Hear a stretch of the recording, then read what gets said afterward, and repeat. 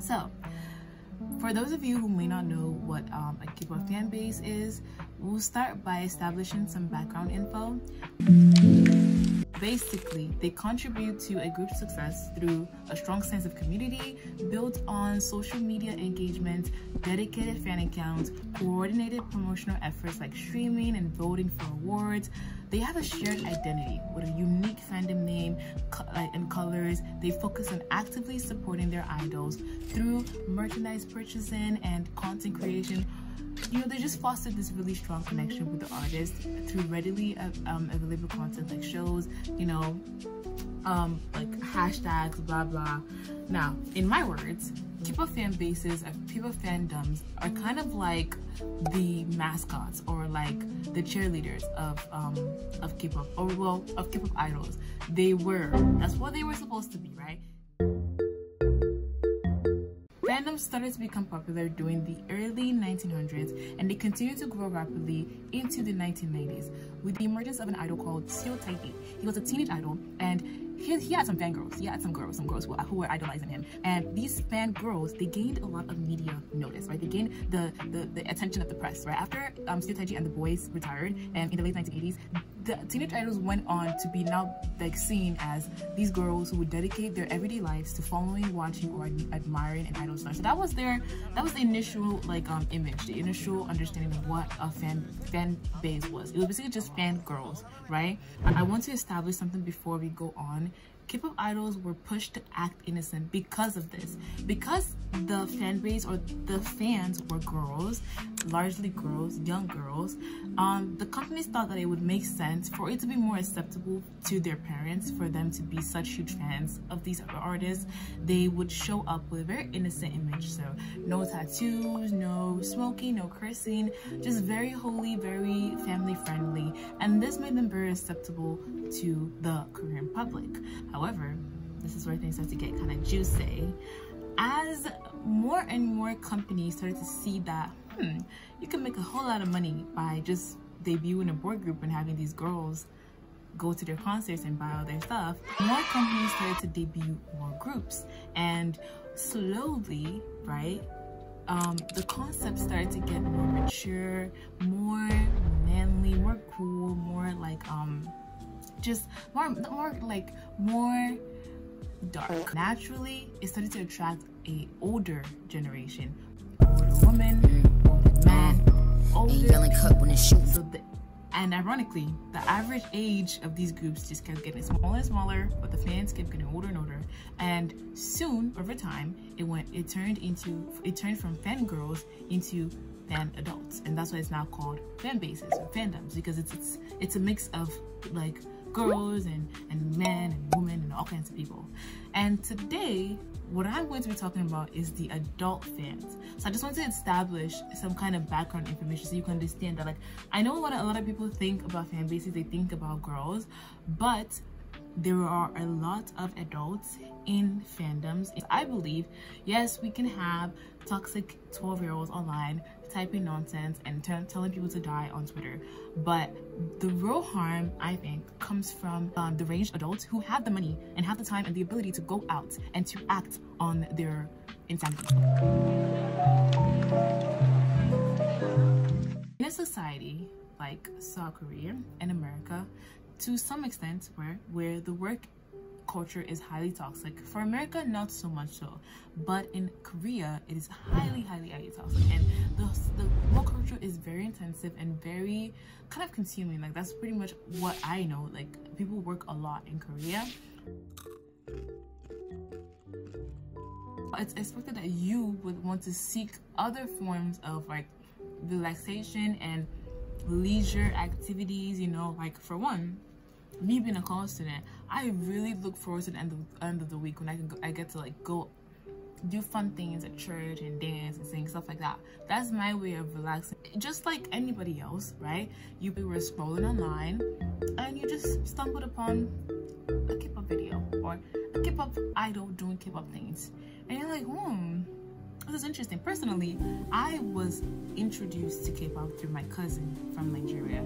She came from Nigeria to visit, and she was so excited. Like, she was like, oh my god, I have to put this, like, give me the remote, let me turn this on. She turned the channel to the VMAs, and she was like literally giving me like the whole underdog story of BTS. They literally are the first K-pop idols to ever be invited to the VMAs. Like, they won an award, and they were competing with like Justin Bieber and all these big names. Like, this is big. And I remember seeing them, I was like, wow, that is cool. So of course now your interest is piqued. You're like, wow, who are these people?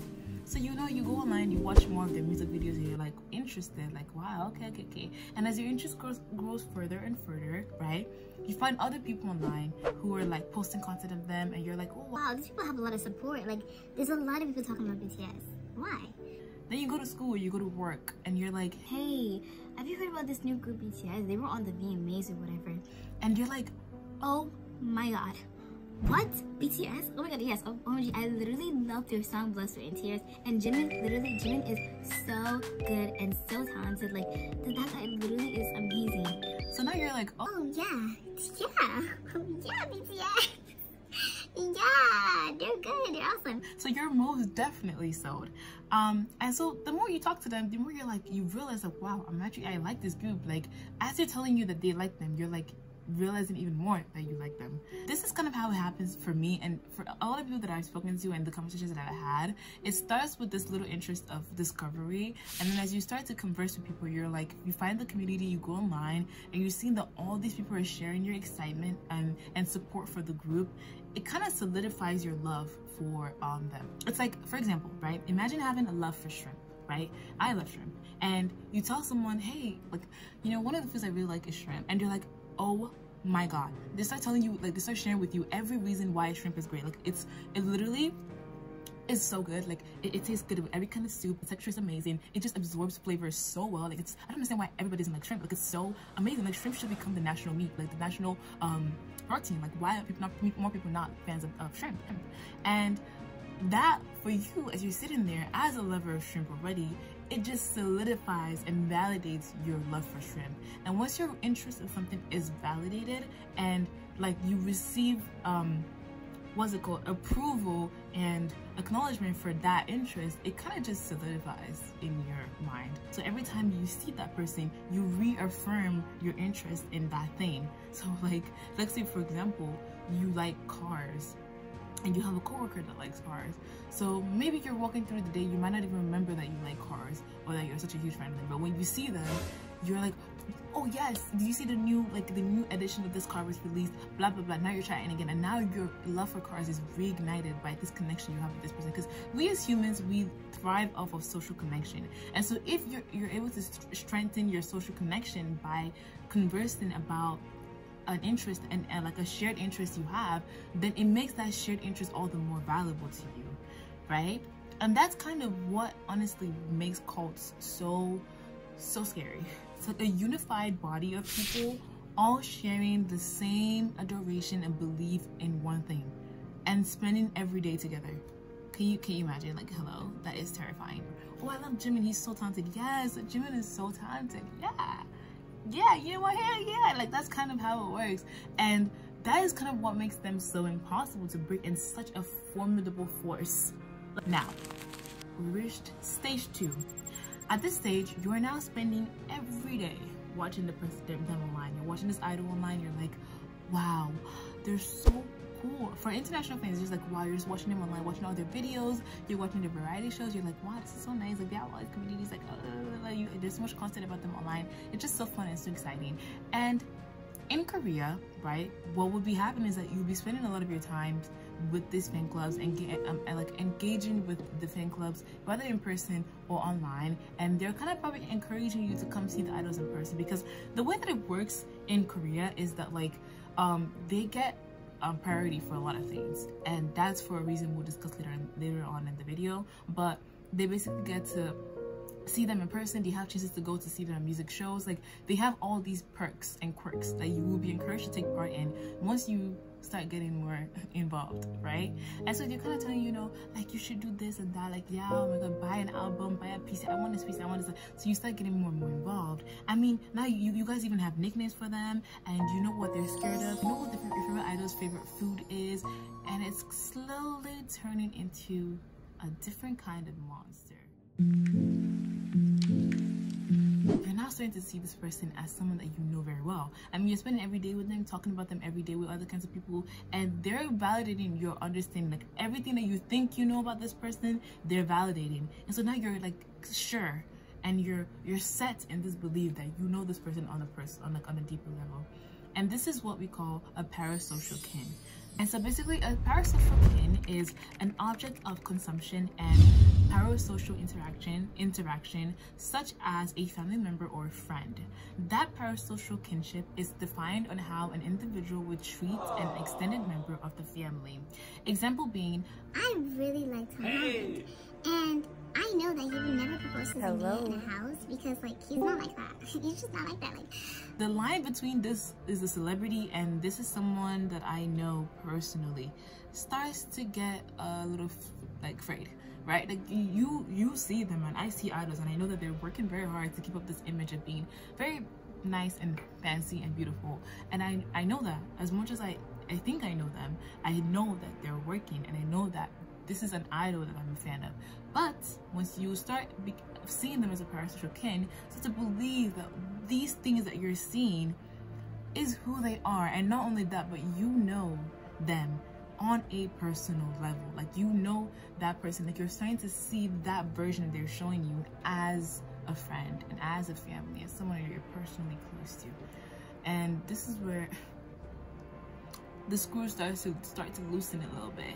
There's now a false sense of closeness where you're starting to see these idols as I can't believe I just said Chingo, but that's so horrible, but like as a friend, right? However, in the eyes of these people, the person that they're seen as a friend is perfect, is angel-like. Like I established earlier in the video, and I told you to keep that in mind. The start and in the very beginning of K-pop, there was an encouragement for idols to be portrayed as innocent so that they would be more acceptable and more conservative, you know? And so that kind of became what the public expected. Once the public starts to expect something, it becomes a standard. Because the establishment, they were established as innocent, the companies kind of kept to that because the public was not expecting them to be innocent. And they kind of evolved into them being like in a category of human of their own. Like they're in a special category that's idol. This is humans, average human beings, and this is idols, right? And so like things like being skinny, having stomach fat is not okay. Like the whole situation with Natty, that was outrageous. Like having stomach, you can't have that. You have to have perfect skin, no acne, you know, you can't smoke, can't drink, stuff like that. Things like that no one would do, idols cannot do. And so when the parasocial kinship is forming, it's forming with someone who is perceived as perfect, who is perceived as being flawless, is perceived as having no kinds of flaws, bruv. Like this is an AI. This is a Barbie doll, okay? And fans believe that the person that they know on a personal level is free and perfect from flaws, and they start to believe that that idol is truly like that all the time. Oh, my idol is a saint. He will literally never look at girls. He would never go to the club, never drink. Like he's perfect. And not to say that idols are fake, but come on, I'm sure they drink and smoke, and you can't think that out of all the thousands of idols there are in this world, in Korea, not one of them does drugs. I'm sorry, like not one of them does drugs or goes to the club, or like I probably slept with thousands. Like you can't convince me there isn't at least like a few play. Like with the face that they have, let's be for real, okay? And this is a very weird phenomenon where these people are both worshipping, right, while also falsely believing that they're close to this person. So it's like they're putting them on this pedestal, right? But they also believe that they're close to this person and they know this person like well, right? So they're still like, oh my god, like nobody can dance like my idol, nobody can sing like my idol, like they're literally perfect, they have the perfect face. But like I also know that my idol is scared of spiders, and like they love eating spicy ramen, and they just like warm hugs and nice hugs on the face. I just know how kind they are, and they love their family.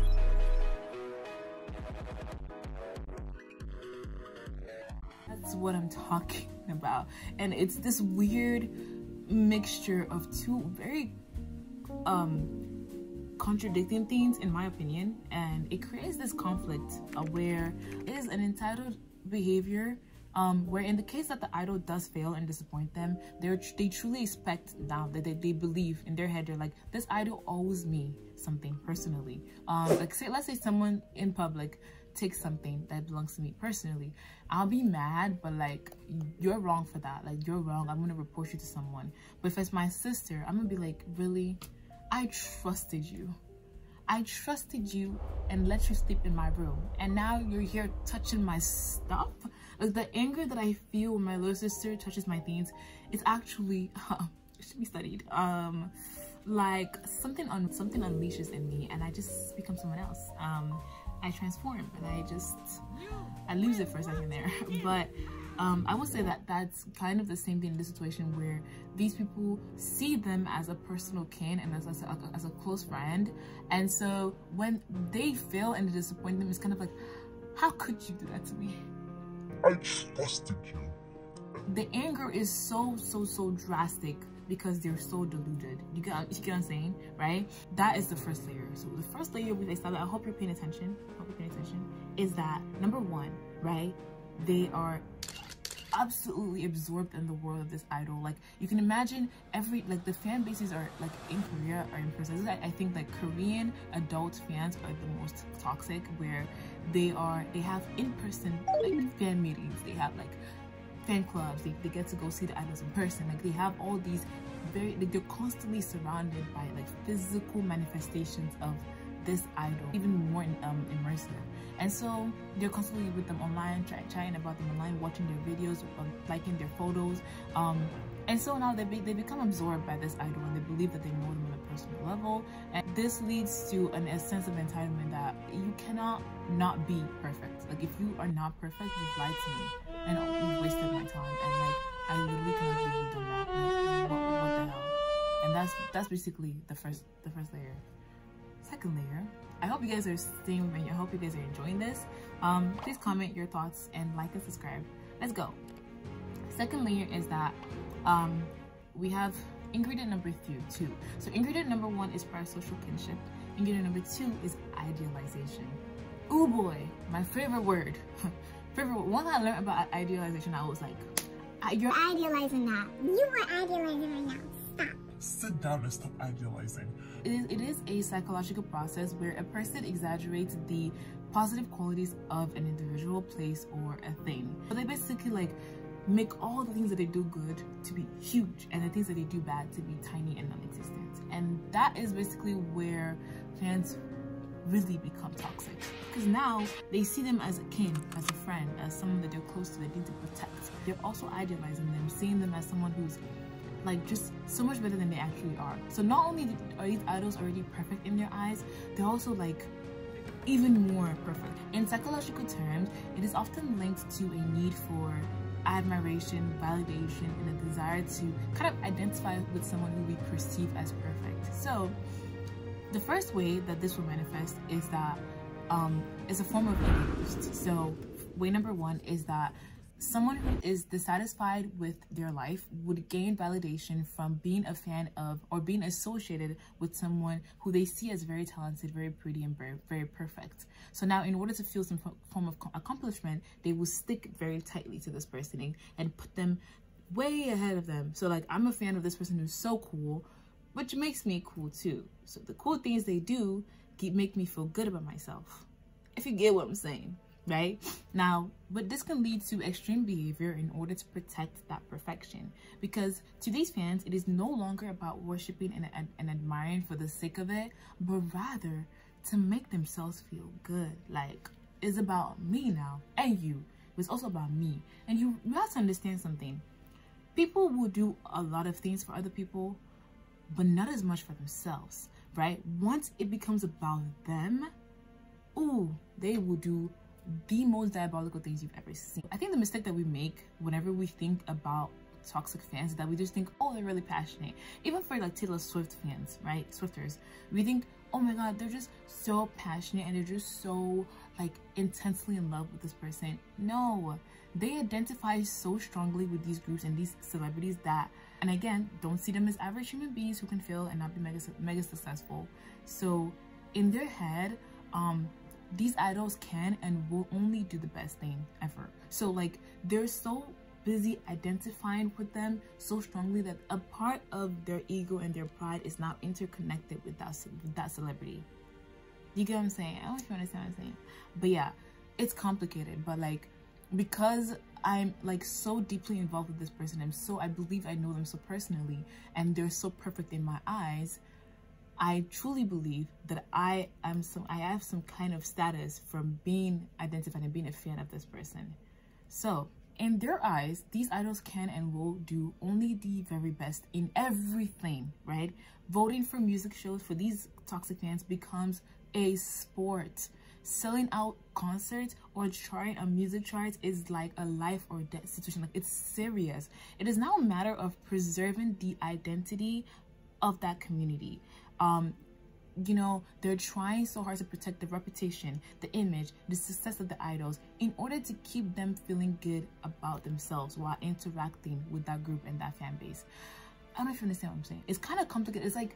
It's like I think if you think about it, it's very true. Like, this is literally what K-pop is now. Like, it's just a bunch of people fighting their butts off to preserve the reputation and the image of the groups that they are standing, so that they can go on Twitter and continue to brag and continue to feel good about standing that group. And so they're basically living vicariously through those groups, right? When I interacted with other fan bases in the past, it was literally always the same. Oh my god, like proving the fact that their fans are their faves are topping and selling out every stadium, and that there is no group like theirs, right? Like, there's literally no group like ours. Like, what are you talking about? Literally, people think Stray Kids is a flop when they literally sold like 20,000 albums the other day. Like, are you joking? None of you talk to me. Like, Hyunjin is literally so handsome. Don't even play in my face right now. There is like literally, bro. There is literally no way this guy can be so perfect, and you're literally trying to talk to me, and I will smack you.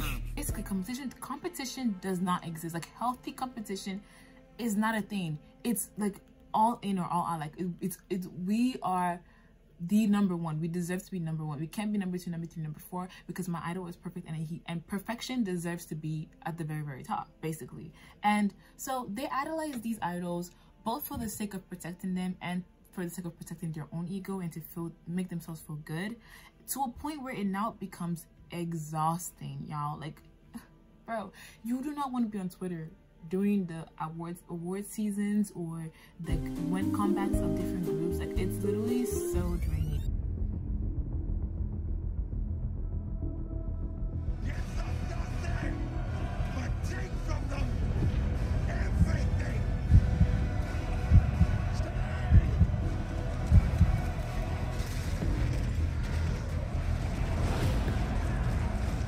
We shall move on to the next phase of this video, which is called behavior. So we've talked about the psychological, like, what are these fans thinking? We now know what they're thinking. We know that, number one, they have parasocial kinships with these idols, and then number two, they idolize these idols, so they see them as perfect.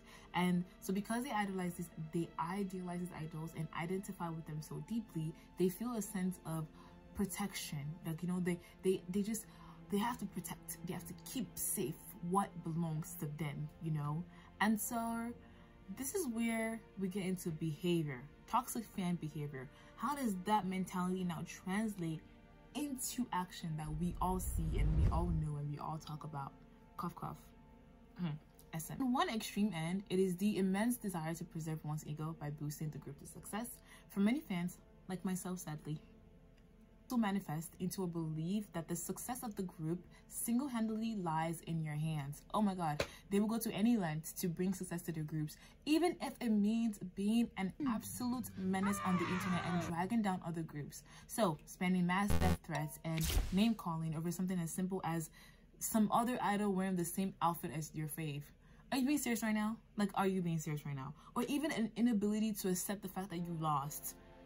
Like, let's be so for real. I remember the most traumatic experience I had when I was AZB1 stan in their debut era, and I wanted them to have their first win so bad. Like, I'd never won anything that bad. I was literally up screenshotting, reposting, liking the free a post on Twitter so that they can get extra votes on Music Bank, and I was doing everything in my power so that they would win.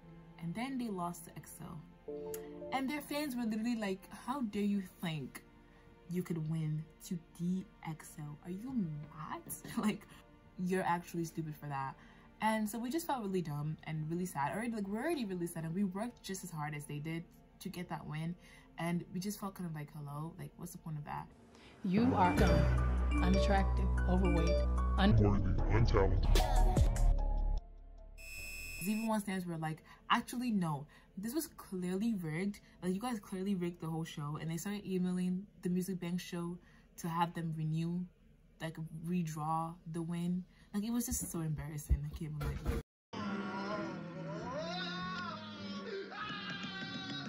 In these fans' heads, they are the Iron Man or the Doctor Strange to the Spider-Man of their group. You know what I'm saying? And this leads to a number of things, right? Nothing can come in the way of these fans. Like, they imagine their idols groveling in a corner after losing a music show win to another group, and they believe that they are the only ones that can save them. Only them, no one else. Like, literally, they believe they are the superheroes of the story. And as someone who fell victim to this, it's so dangerous.